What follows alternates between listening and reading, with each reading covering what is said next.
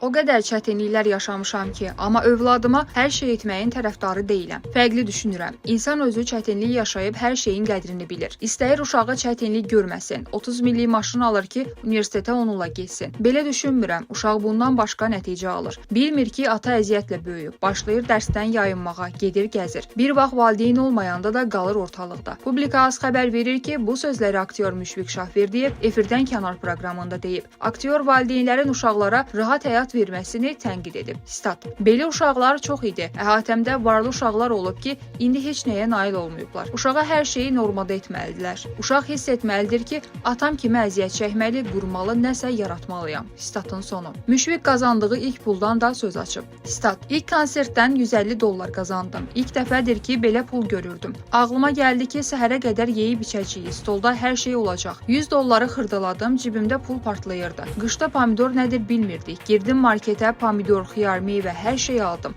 Səhərə qədər yedik, içdik, anama pul göndərdim. Həmin masanın dadı hələ də ağzımdadır. Statın sonu.